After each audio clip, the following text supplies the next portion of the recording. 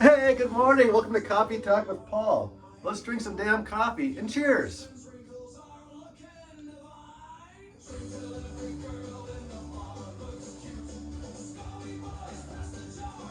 Whew. Right now we got a Costa Rica medium roast. It's one of my favorites.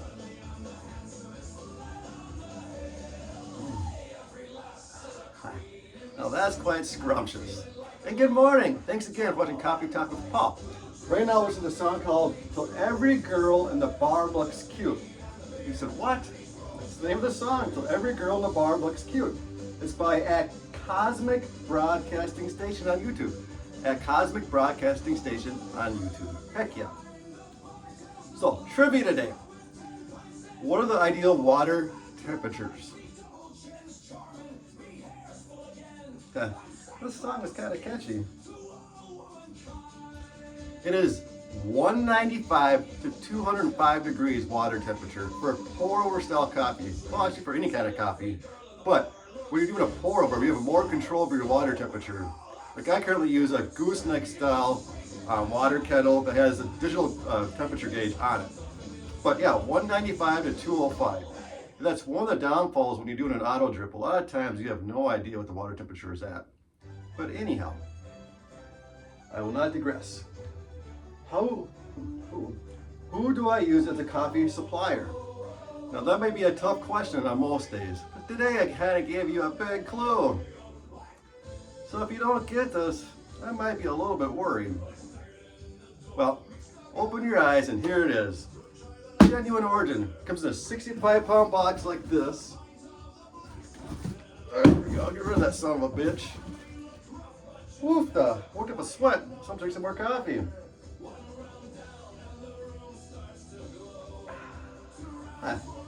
How many waves are there in coffee? Not like this, but there's actually waves in coffee as far as like beer came in stages or waves. So anyway, how many waves are there in coffee currently?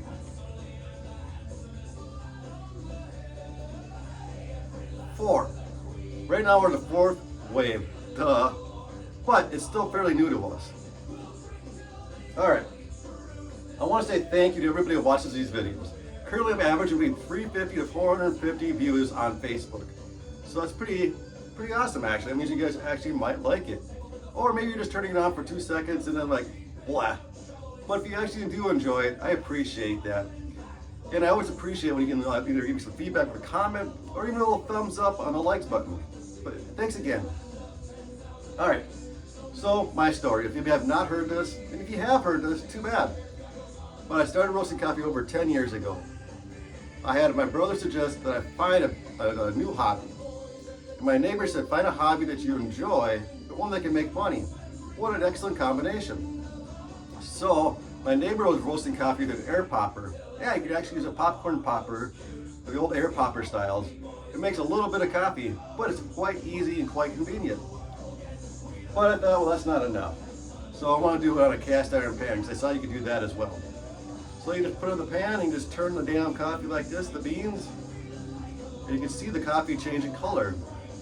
It's been so long, but I believe it took like 10 to 15 minutes. I usually did about a pound per pan. Like I said, I started with 1 pan, and eventually I moved it to 3 pans. So I'd have 1 on the burner and 2 inside the grill. And I would just constantly be turning. I would even do it in the winter time, just stand outside in the damn cold. I didn't care because I really was enjoying it. But then I started selling the coffee, which I need to find a better way to do it than just in a cast iron pan. So I heard of RK drums, which I currently still use today. So about a 4-pound drum was like $1,200 about.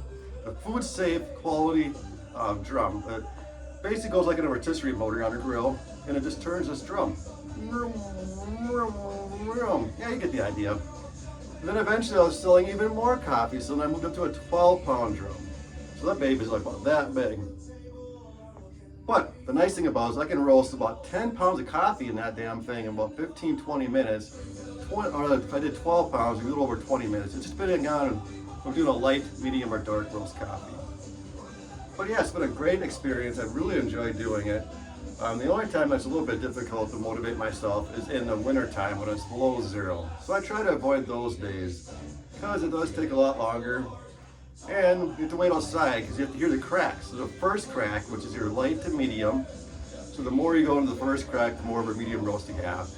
Then the second crack is going to be your dark roast, which the more you go into that, the closer you get to an espresso, they call it.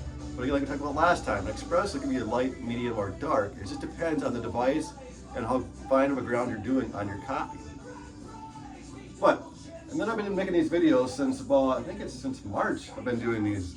The first few were pretty bad. I was pretty uptight, I didn't know what I was doing, but now I'm really enjoying these. And I'm telling you, in the next month or so, I will be doing some interviews. I just had a discussion with a friend the other day about when and what we want to talk about. So yeah, anyways, thanks again for you guys watching these videos.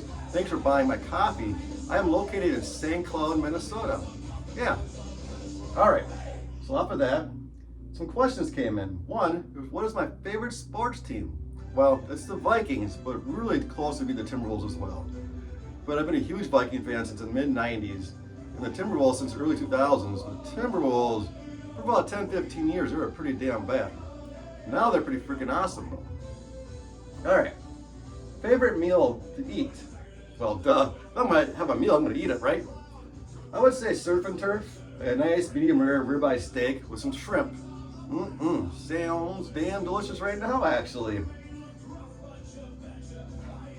There's always one silly question in here. Favorite gas station? What the hell? I always thought Sinclair was cool with the dinosaur, but favorite gas station today would be Quick Trip. Because you got all your butter, your eggs, potatoes all there for pretty reasonably priced. And you get gas too at the same time. What a smart concept.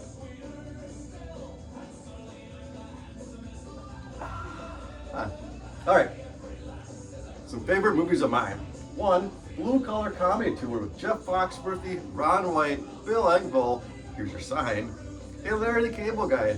There's one that came out in the early 2000s. I know there's like probably 3 of them, I think, of Blue Collar Comedy Tours, but the first one by far is my favorite.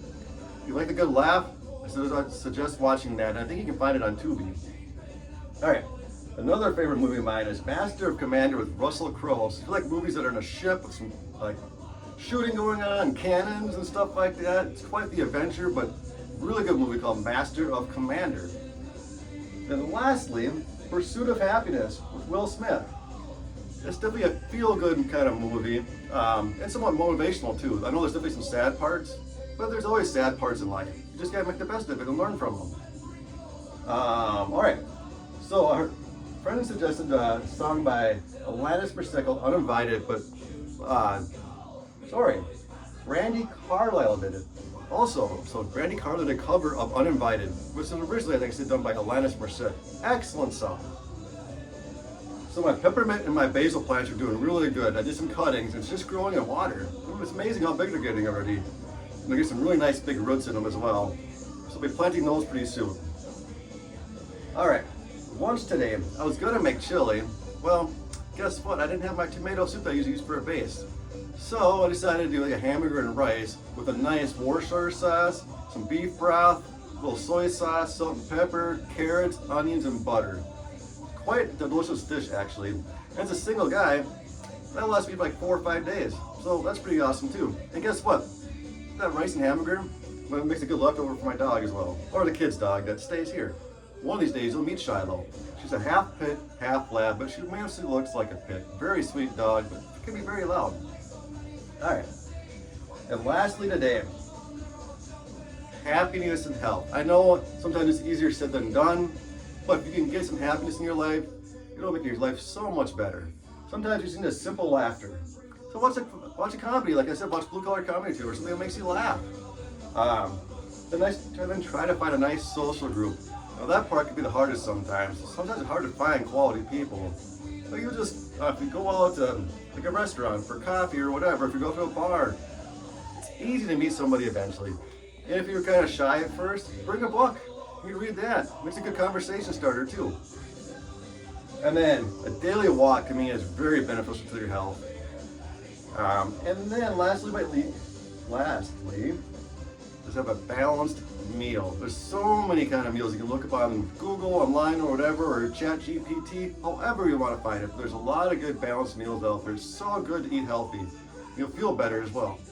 But anyways, thanks again for watching Coffee Talk with Paul. And cheers. Let's drink some more damn coffee.